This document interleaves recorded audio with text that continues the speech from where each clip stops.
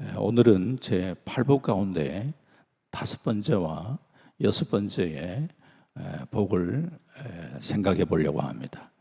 제목은 마음이 청결한 자, 6번째를 이야기하지만 5번째, 6번째 말씀을 오늘 이 밤에 중심을 우리가 가지고 말씀을 보려고 합니다. 그러면은 이 5번째의 복이 뭔가? 마태복음 5장 7절을 보시면요, 긍휼히 여기는 자는 복이 있나니 그들이 긍휼히 여김을 받을 것이며. 그랬습니다. 예수님께서 이 말씀을 하셨던 당시의 사회는 로마가 강력한 정치적인 세력을 행사하고 있을 때입니다. 로마인들이 4가지 기본 덕목을 말할 때에 로마인들은 지혜를 강조를 많이 합니다. 지혜.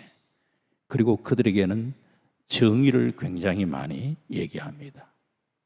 그리고 절제와 용기를 얘기합니다. 여기에는 긍휼이라는 말은 없습니다. 로마는 힘을 숭배하는 철학을 근거로 하여 세운 나라입니다. 박스 로마. 그들은 무력과 용기를 존중하고 긍휼이나 자비를 경멸했습니다. 그래서 로마의 철인들은 긍휼이나 자비를 영혼의 질병이라고까지 표현을 했습니다. 예수님은 이러한 사회와 시대를 배경으로 긍휼히 여기는 자의 복을 말씀하고 있습니다. 당시 시대로 생각하면 파격적인 얘기입니다. 주님은 긍휼을 영혼의 질병이라고 이해하는 그 사회 속에서 긍휼은 영혼의 축복이라고 말씀하고 있습니다. 불법과 불의가 난무한 오늘의 이 시대에 긍휼이나 자비라는 이 말은 특정 종교인들이나 사회 사업가에 해당되는 말이지 오늘 나와는 무관한 그런 말이라 그렇게 들려질 수도 있습니다. 그러나 그리스도인들이 세상을 향하여 가져야 할 마음이 바로 긍휼의 마음입니다. 긍휼을 베풀며 용서하며 살아가는 모습이 어리석게 느껴질지 모르지만 분명 하나님과의 바른 관계를 정립하며 은혜를 잊고 살아가는 성도라면 내가 하나님의 말할 수 없는 긍휼을 입은 자라는 그 사실을 정말 우리가 경험했다면 그 긍휼의 마음을 간직하면서 이웃을 향하여 긍휼의 마음을 가지게 됩니다. 우리가 잘 아는 마태복음 18장 21절 이하에 주인이 1만 달란트 빚진 자를 불쌍히 여겨서 빚을 탕감해 주었습니다. 1만 달란트를 했어요. 1만 달란트. 한 달란트가 6천 데나리온. 한 데나리온이 1당이죠. 그러면은 한 달란트가 6,000일을 일한 품삯. 6,000일. 노동자가 대략 한 17년 정도 일한 임금, 그게 한 달란트인데 1만 달란트라고 이야기할 때 계산하면 엄청납니다. 그래서 많은 액수의 돈이라는 의미보다도 1만 달란트라고 이야기할 때에 사실 그 의미가 어떤 의미냐, 이것은 값을 계산할 수 없다라는 얘기예요. 내가 어떤 빚을 졌느냐, 값을 계산할 수 없는 빚을 졌는데 그 빚을 탕감받았다, 그런 의미입니다. 많은 빚을 탕감받았다는 것보다도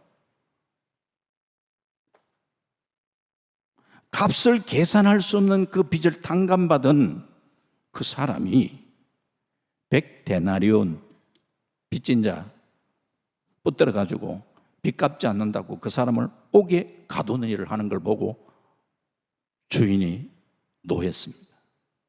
그래서 마태복음 18장 33절 말씀 보면은 내가 너를 불쌍히 여김과 같이 너도 내 동료를 불쌍히 여김이 마땅하지 아니하냐? 네가 값을 계산할 수 없는 그런 빚을 탕감받았으면은 네가 다른 사람을 향해서도 그렇게 불쌍히 여긴다. 다시 말하면 긍휼히 여기려는 그게 당연하지 않냐? 라고 얘기하는 거죠.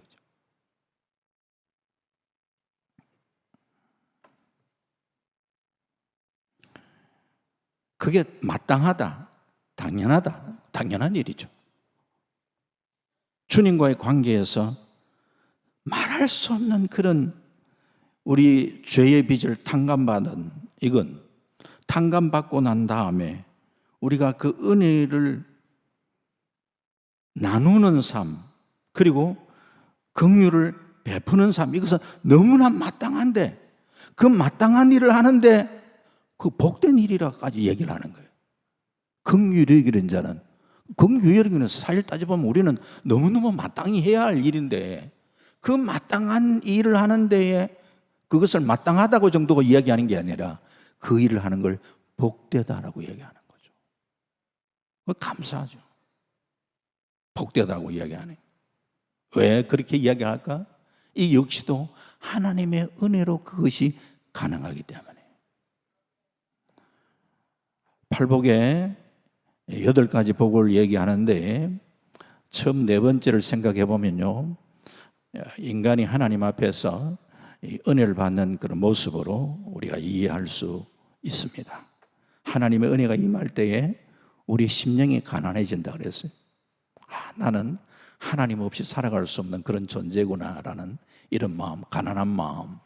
이 가난한 마음과 동시에 의의 태양빛 대신 하나님 앞에 내 자신의 모습이 비춰지면서 있어야 할 의는 없고 잊지 말아야 할 죄만 가득한 내 모습 바라보면서 그 죄에 대해서 애통해야 하는, 그게 심령이 가난하고 애통하는 이것이 하나님의 은혜를 통과하는, 십자가의 은혜를 통과하는 한 과정으로 그렇게 이해를 했습니다.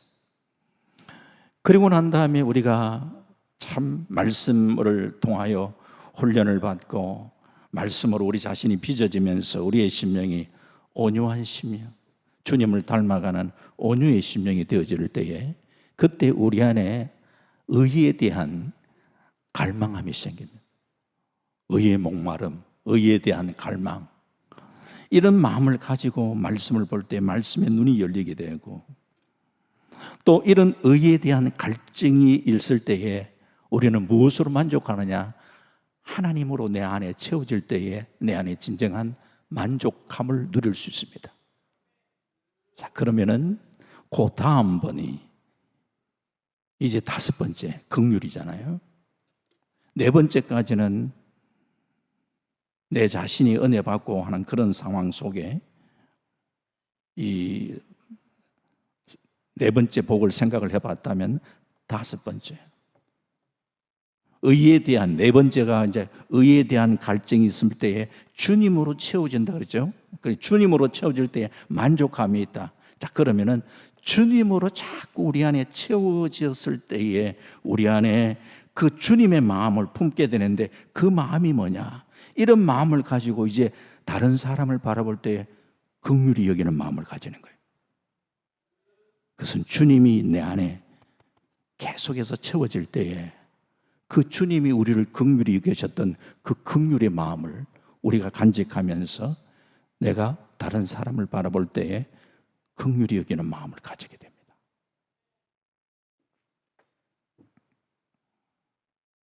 긍휼이 뭐냐? 긍휼, 사랑의 다른 표현이라고 이야기할 수 있는데 우리가 많이 들었던 사랑, 아가페 사랑, 에로스 사랑, 필레오 사랑, 스톨게 사랑, 이런 사랑을 많이 얘기하는데 좀 복잡하잖아요. 아가페, 무조건적인 사랑, 에로스, 연인의 사랑, 필레오, 친구의 사랑, 스톨게, 가족과 혈육의 사랑 등등의 얘기를 많이 들었는데 이거는 좀 복잡하고 뭐 그것도 나름대로 뭐 이해하실 분은 그리 하시면 되는데 조금 더 쉽게 접근을 해보면요, 사랑을 세 단계로 생각을 해보는 거예요. 사랑을 윗분, 윗어른, 윗분을 향한 사랑, 그 사랑은요 공경이라 표현합니다. 하나님을 향해서도 하나님을 공경하라, 부모를 공경하라 표현합니다. 그 공경의 표현 방법은 그 윗어른이 하시는 말씀에 순종함으로 우리가 공경을 표시합니다. 하나님을 사랑하는 표시가 하나님의 말씀에 순종함으로 우리가 반응하는 거예요, 공경은. 그리고 수평적 사랑, 그건 연인과의 사랑, 친구의 사랑, 수평적 사랑. 그리고 아래에 있는 사람, 어려운 사람, 공경에 처한 사람, 가난한 사람을 향하는 사랑을 이야기할 때 긍휼이라 표현할 수 있다. 어렵지 않죠? 위로하는 사랑, 수평적 사랑, 아래 사랑. 긍휼은 바로 그런 부분에 있어서 아래. 그래서 토마스 왓슨이라는 사람은 사랑과 긍휼을 구별하면서 이렇게 말을 합니다. 사랑이 애인을 방문하는 친구와 같은 것이라면은 긍휼은 병자를 방문하는 의사와 같은 것이다.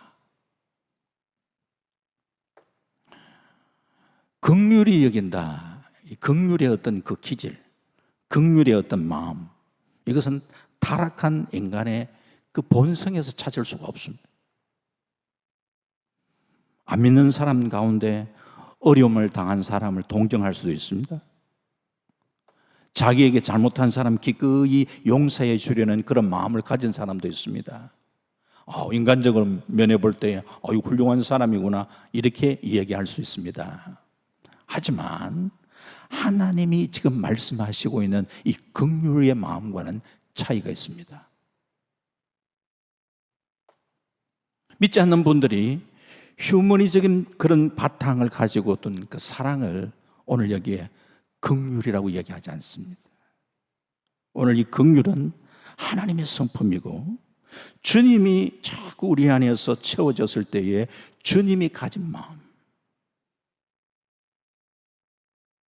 그래서 주님의 놀라운 은혜, 주님의 놀라운 사랑, 그리고 주님이 우리에게 베푸셨던 그 긍휼의 사랑을 우리가 잊고 살아간다면은 그 은혜를 간직하면서 우리가 자연스럽게 긍휼을 베풀게 됩니다.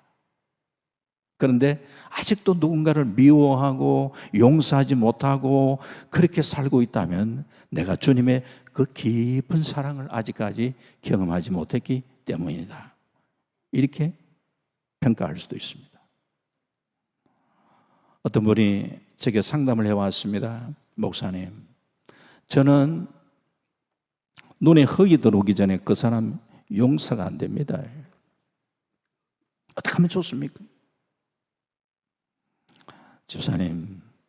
집사님이 용서하려고 그렇게 하지 마세요.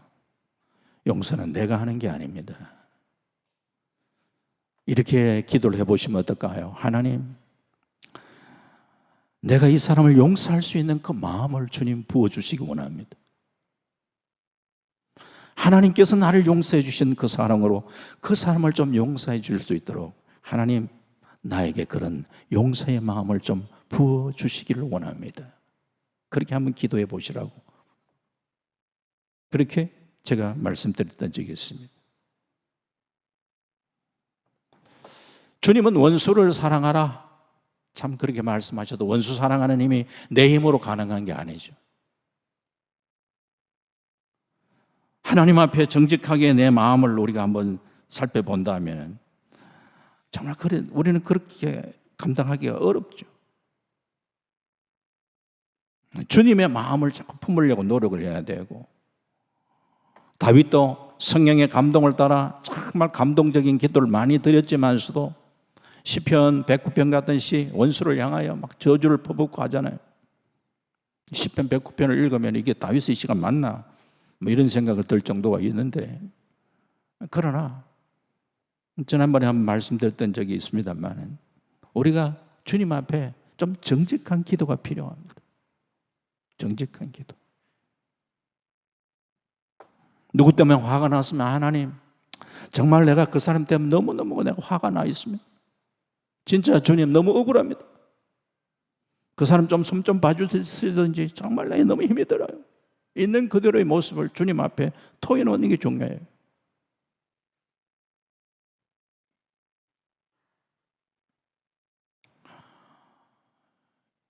교회를 섬기면서 참 느끼는 게요, 할 말 다 하고 남에게 상처 많이 주고 그렇게 사는 사람들은 오래 살더라고. 왜?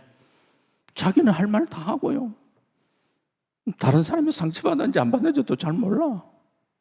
그런데 마음이 고운 사람들, 이런 사람들은 남한테요, 싫은 소리 한마디 하지 못한 사람은 그 한마디 말 듣고 끙끙거리다가 그걸 소화하지 못하고 막 그렇게 하면서 제대로 막 이게 참 마음이 너무너무 어렵고 스트레스가 쌓이고, 그래서 참 착한 사람들이 얼뜻 보니까 마음이 떨컹거리고 그러더라고.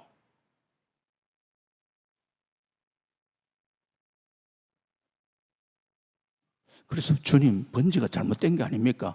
이런 생각이 들 때가 있는데,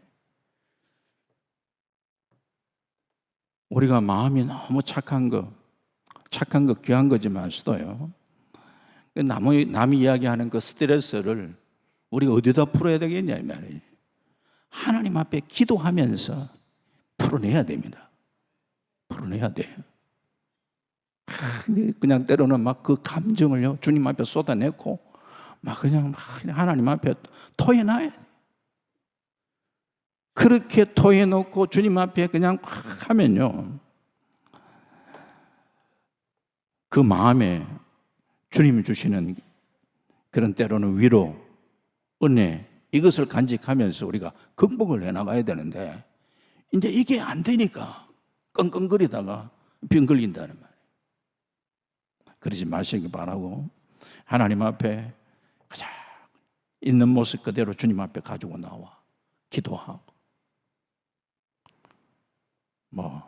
저 사람 손 좀 봐달라고 했다고 그런 기도는요, 손 좀 봐달라고 해도 제가 느끼는 거는 그런 기도는 하나님이 잘 응답을 잘 안 하세요.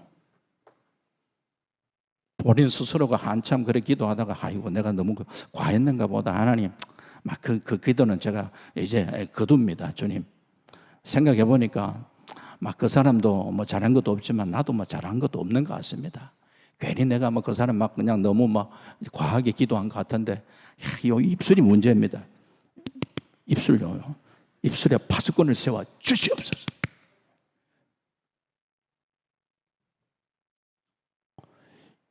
기도하면서 입술이 정결해지는 거, 그 단계까지 나가는 것도 쉽지가 않습니다.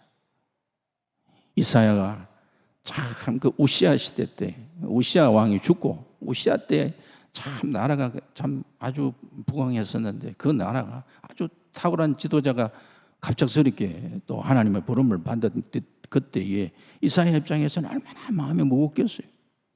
그 성전이 기도하다가 하나님 영광을 보는데 그 영광 앞에서 나는 입술이 부정한 자로다.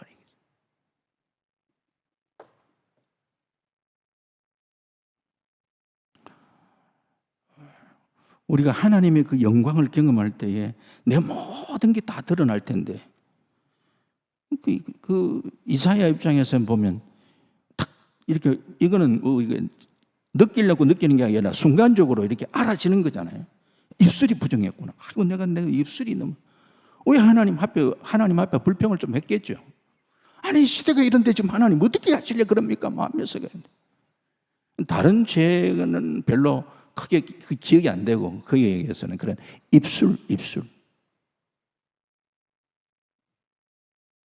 그래서 야고보서에도 보면요, 우리가 참 온전한 사람, 온전한 사람이, 그러나 이 입술이 우리가 다루어지는, 그럴 때에 참 그 사람이 성숙한 사람. 여러분도 주의 은혜 속에서 점점점점 참 주님의 주께서 우리를 다스리시는 이런 은혜를 경험하는 역사가 일어나기를 주의 이름으로 축원합니다. 유명한 찰스 피니는요, 시카고의 번잡한 거리에 지나가는 사람 보고 울었다고. 은혜를 받고 나니까 영안이 열리니까 말이에요. 그리스도 없이 지나가다는 사람의 그 영혼이 멸망을 향해서 나가는 이 모습을 보면서 울음보가 터졌다는 얘기죠. 오늘도 우리가 진짜 은혜를 받고 난 다음에 믿지 않는 부모님, 믿지 않는 남편, 믿지 않는 아내, 자녀를 바라볼 때 이런 안타까운 마음을 가지고 우리가 울 수 있다. 그게 소망이 있는 거죠.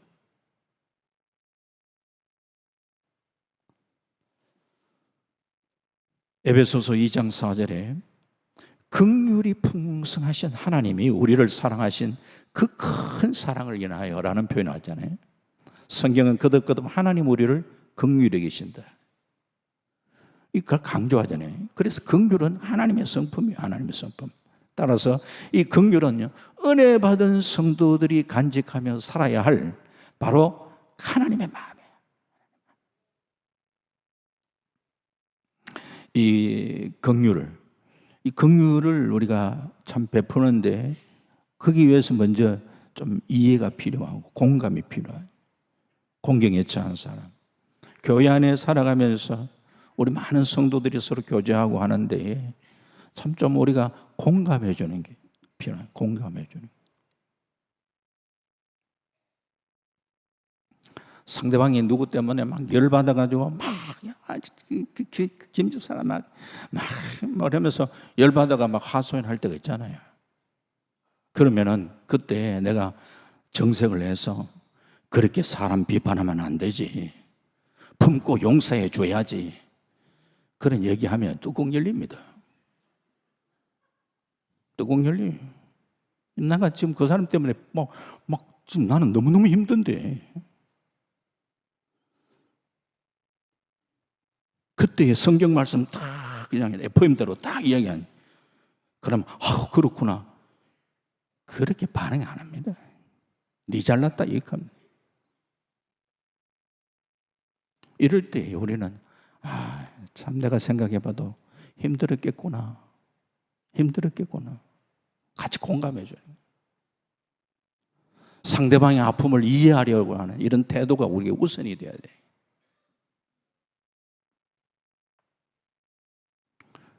힘들었겠구나, 그랬었겠구나. 이 꾸나라는 말이 좀 좋아요. 꾸나. 그랬겠구나. 어려웠겠구나.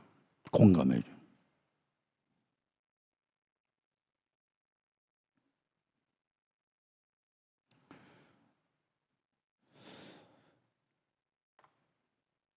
갑자기 제가 또 이 얘기가 생각이 나네요. 우리 집 애들이 어릴 때 교회 안에서 같이 놀잖아요. 그때 걔들이 둘째가 중학교 때인 것 같아요. 막 애들이 그냥 노는 게 아니잖아요.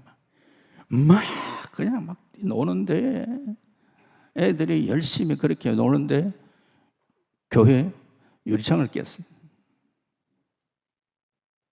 유리창을 깼는데 그 유리가 이렇게 파편이 우리 애한테, 이게 이제 많이 다치는 건 아니지만 손이 약간 다쳤어. 예.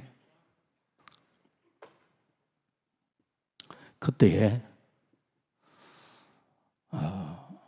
어떤 집사님이 우리 애 보고 괜찮나? 다쳐서 어떡해? 이렇게 했으면 참 좋았을 텐데.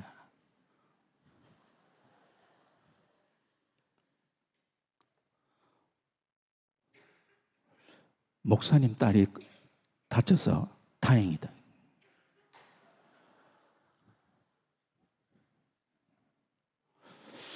참, 여러분 생각에도 좀 지나쳤잖아요, 그죠? 애가 뚜껑이 열렸어요. 뚜껑 열렸어요. 집에 와가지고요, 하소연할 데 없으니까, 아빠, 엄마, 내가 이렇게 좀 많이 다치지 않으면 내가 이렇게 좀 다쳤는데 목사님 딸이라 가지고 괜찮다고 다 이거 목사님 딸이 다쳐서 다행이다 이렇게 얘기하는 분이 있었어요. 제가 어떻게 반응했게요? 그래, 맞아. 네가 다쳤으니까 다행이지. 내가 이렇게 얘기할게요.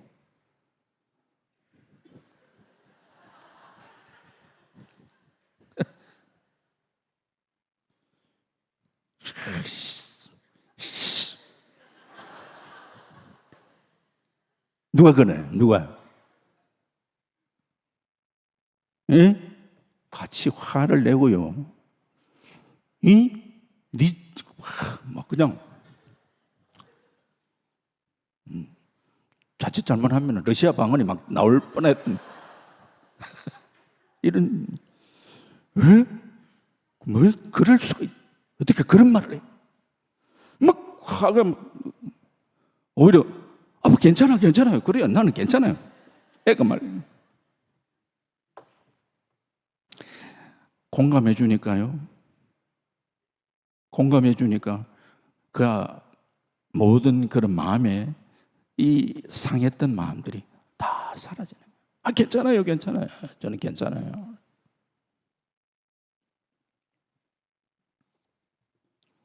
우리가 좀 긍휼히 여긴다. 좀 상대방에 대한 좀 이해해 주는 거예요. 이해. 공감해 주는. 교회 안에서는 너무 이 선지자 역할을 하시려는 분들이 너무 많은데, 목사님 뭐 강단에 설교하시고 그 얘기 들으면 되고, 우리 성도님들은 좀 이해하고 공감해 주고 격려하고 그런 게 좋아요. 그게.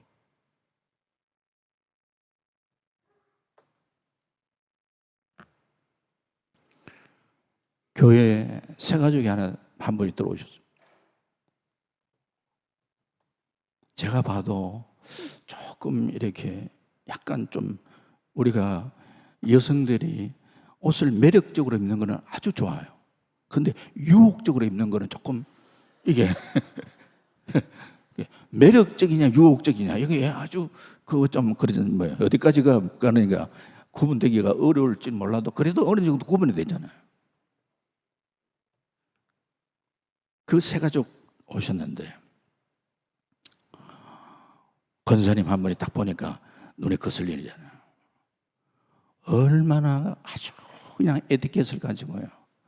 하모아바레 교회는 올 때 이렇게 해서 이렇게 조금 더 이렇게. 제가 봐도 너무 교양 있게 가르치던데 그 다음 주부터 안 나오더라고.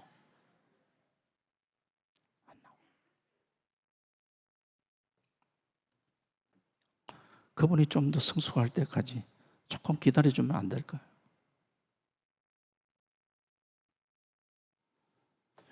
내 기준에서 자꾸 보면서 자꾸 우리는 판단하고 저울질하고 이렇게 해야 된다 저렇게 해야 된다. 다 떠나갈 뿐입니다. 요즘은 특히 우리가 교회 안에 중직자들 사랑의 울타리가 되어야 돼요. 그냥 울타리만 되어주고 지켜봐주고 기도해주고 격려해주고 그래 수고 많다고. 애들 뭐 하면 짜장면 사주고, 요즘은 짜장면 안 통하는 거 모르겠습니다만 그래도 짜장면이 그 얼마나 맛있는데 짜장면 효과가 있어요. 아이고 요즘 애들 젊은이들 인사하는데 인사시키려면 짜장면 한 그릇 사줘봐요. 인사 잘합니다.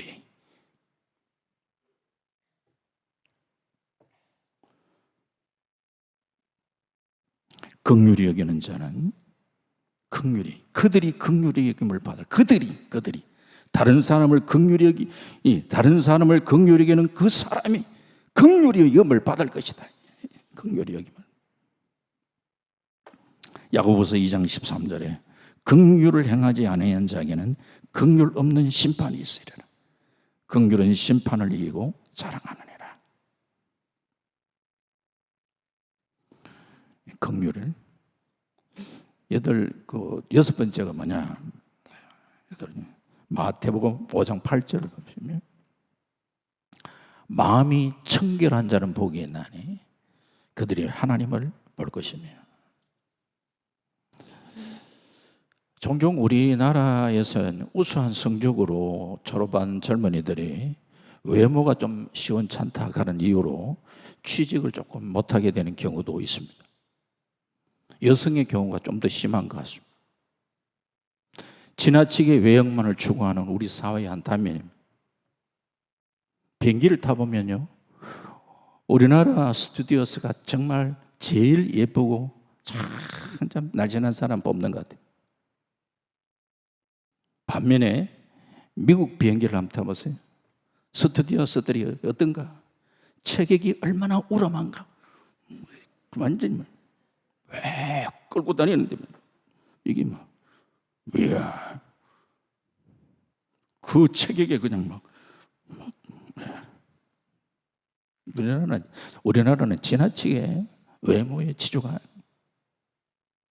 그런데 산상수훈의 여섯 번째 복은 얼굴이 예쁜 자는 복이 있나니 그렇게 이야기하지 않습니다. 날씬한 자가 복이 있나니 이렇게 이야기하지 않습니다. 그렇게 성경이 그리 얘기했다면 여기 낙담할 사람 많을 것 같습니다. 성경은 마음이 청결한 자가 복이 있다. 얼마나 감사. 팔복은 처음부터 마음에 초점을 맞추고 있어요. 복음서 주님의 가르침의 기록은 내내 마음에 지금 집중하고 있어요. 하나님은 외모로 사람을 판단하지 않고 마음을 보시.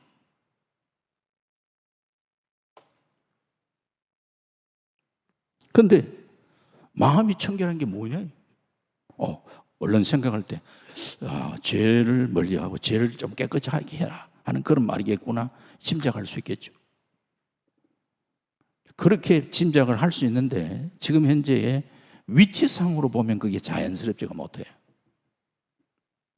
벌써 팔복 여섯 번째, 심령이 가난한 자, 그리고 애통하는 자. 애통할 때 죄에 대해서 벌써 애통했잖아요. 두 번째,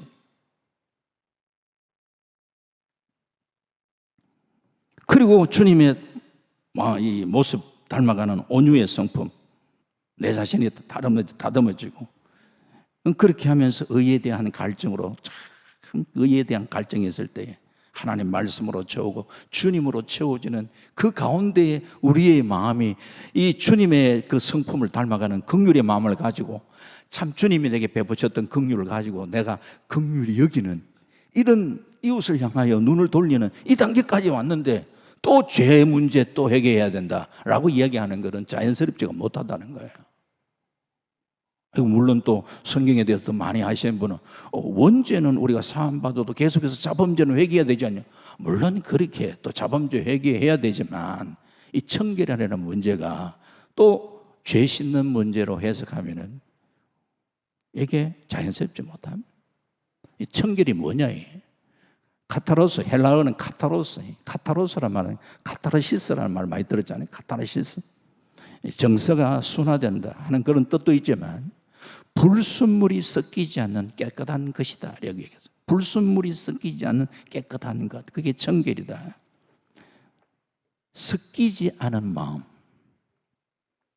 실존주의 철학자 케르케고르가 하는 얘기가, 청결은 이것은 우리의 의지가 한 대상을 향하여 온전히 들여진 마음이다 이렇게 표현하고 있습니다. 더 쉽게 좀 생각하면 일편단심, 견눈질하지 않고 오직 한 분께 골몰하는 마음. 예를 든다면 결혼한 남편은 아내 한 사람에게 마음을 쏟아야 돼요. 내가 한 여자와 결혼했다면 이 지구상에 41억 여자를 포기하는 순간이야. 그런데 결혼한 사람이 다른 여자에게 자꾸 마음을 쏟으면 이거는 깨끗하지 못한 거예요. 청결하지 못하는 거예요. 신앙의 청결하게 나선 온 인격을 다하여 주님을 깨끗하게 바라보는 마음을 이야기하는 거예요. 다시 말하면 나누어지지 않는 마음, 오직 주님만 향하는 마음, 온전히 하나님을 향하여 내 온 몸과 마음과 뜻과 정성을 다하여 하나님을 사랑하는 마음.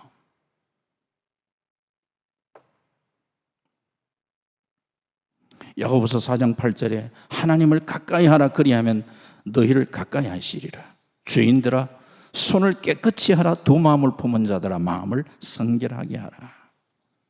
하나님을 간절하게 사모하면서 하나님 외에 내 마음을 빼앗아가는 것을 철저하게 제거하는, 그래서 온전히 하나님만을 향하는 마음, 이게 청결한 마음, 온전히 하나님을 향하는 마음, 두 마음을 품지 않는 마음. 이스라엘 백성들을 보세요. 과거 애굽의 제된 생활에서 출애굽했지만 그 애굽에서 때묻었던 이 노예적 근성, 우상 숭배로 인한 이 죄악된 의식, 이거 계속 남아있어. 때문에 하나님께서는 이런 것을 가지고는 하나님과 바른 관계를 가질 수 없으니까, 야, 몸만 출애굽하면 안 된다. 의식이 출애굽, 정신적 출애굽, 제대로 된 출애굽이 있어야 되네. 오늘 우리가 예수 믿고 구원을 받았다, 끊지 못한 죄의 이 근성 하나에 꺼내야지.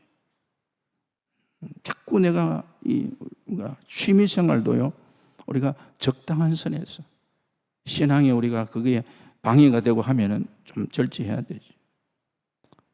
그런 얘기도 있잖아요. 바둑을 좋아하시는 목사님 어느 날 강단에 딱 올라섰는데 성도님을 딱 바라보는데, 머리가 허여신 성도님 주변에 까만 머리를 하고 있는 젊은 사람이 딱 뺑 돌아가 있는 모습 보고, 저러면 아다리인데 이런 생각이 드는. 이 정도까지 가면 이제 조금 바둑 좀 조심해야 되지. 대구에 은퇴하신 목사님 한 분 계시는데,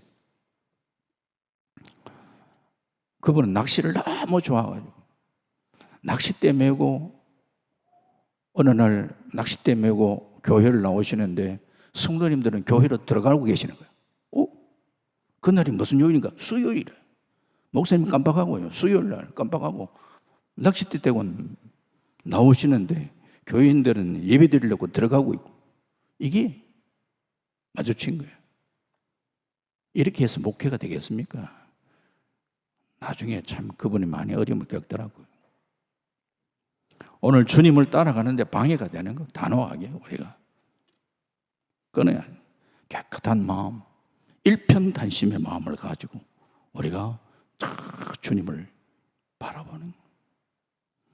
물론 우리가 처음부터 우리가 교회 나올 때 처음부터 순수한 그 마음을 가지고 다 100% 그렇지 않잖아요.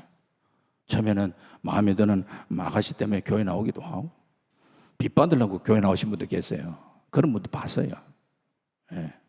목사님, 제가요 저 사람 빚 받으려고 나왔다가 도대체 뭐 그냥 바깥에서 기다리기는 못해가 안에 들어왔는데 목사님 말씀 듣다가 제가 변화됐습니다.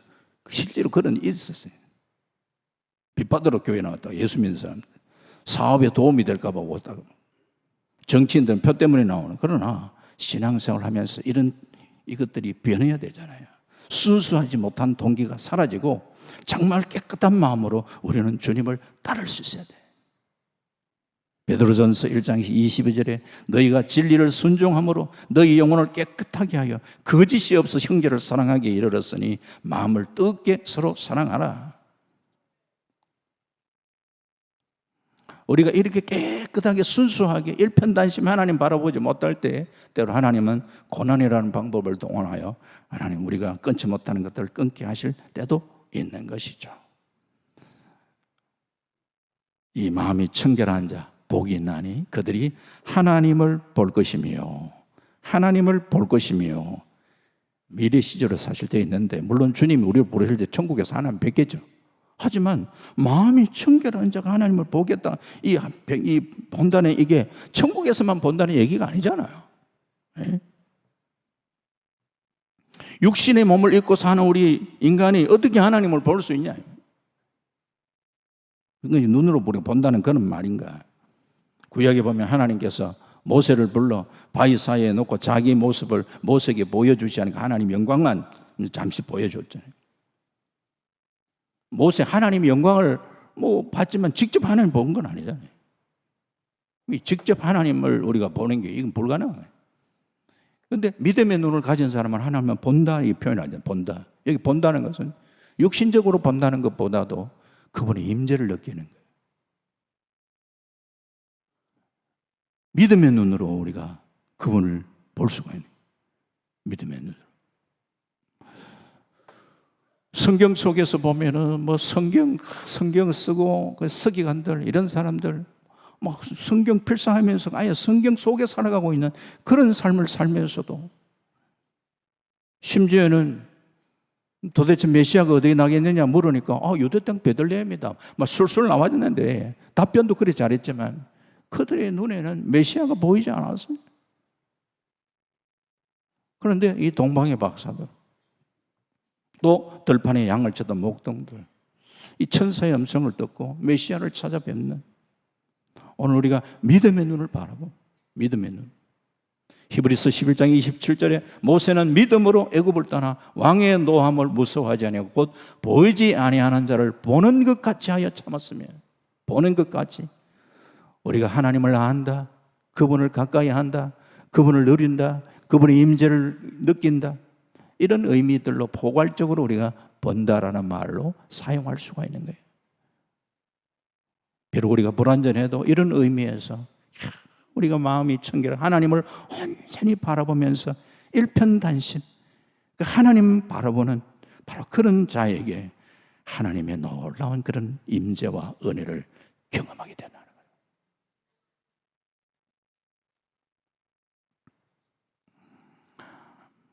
마음이 청결한 자는 복이 있나니 그들이 하나님을 볼 것이며 우리는 이 영광을 빼앗기는 어리석은 자가 되지 않길 바랍니다. 이 영광을 묵상하며 기다리는 사람의 최대 관심사 마음이 청결하는 데 있는데 요한일서 3장 3절에 보면은 주를 향하여 이 소망을 가진 자마다 그의 깨끗하심과 같이 자기를 깨끗하게 하느니라. 주님은 다시 오십니다. 장차 우리는 그분을 뵙게 될 것입니다.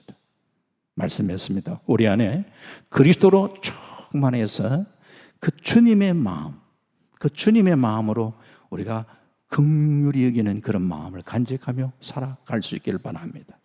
또한 청결한 마음을 가지고 오직 주님만 바라보고 주님만을 섬기며 그런 가운데 우리의 삶 속에서 하나님의 임재를 맛보며 살아가는 그런 은혜가 있기를 바랍니다. 물론 우리 스스로를 바라볼 때는 때때로 좀 실망스러운 부분도 있겠지만 우리는 그리스도의 보혈의 능력을 힘입고 이 땅에서 하나님과의 교제를 누리는 이런 삶을 살다가 장차 영광스럽게 주님을 빼앗는 그 은혜를 우리는 사모하면서 이 땅에 주님과 아름다운 동행의 삶을 살고 주께 영광 돌려드리는 아름다운 믿음의 삶을 살아갈 수 있는 우리 모두가 될 수 있기를 주님의 이름으로 축원합니다. 아멘. 하나님 감사합니다. 긍휼히 여기는 자는 복이 있나니 그들이 긍휼히 여김을 받을 것이며 라고 말씀하셨습니다. 하나님 우리 안에 주님으로 더 채워지기를 원합니다. 그래서 주님의 마음을 품고 그 주님의 마음으로 사람들을 바라볼 수 있는 그런 마음들을 가지며 살아갈 수 있도록 주님 도와 주옵소서. 긍휼히 여기며 살아갈 수 있는 저들에게 주님 도와 주시기를 원합니다. 아울러서 우리의 마음이 온전히 일편단심 하나님만 바라보는 이 청결한 마음을 간직하며 살아가는 우리들이 될 수 있도록 인도하여 주옵소서. 그래야 하나님의 놀라운 임재를 맛보며 살게 하시고 그리고 장차 우리가 주님 앞에 갔을 때에 영광스러운 하나님을 배울 것을 기대하며 믿음으로 신앙으로 승리하며 살아갈 수 있는 우리 모두가 될 수 있도록 역사하여 주옵소서. 감사드리옵고 예수님 이름으로 기도하옵나이다. 아멘.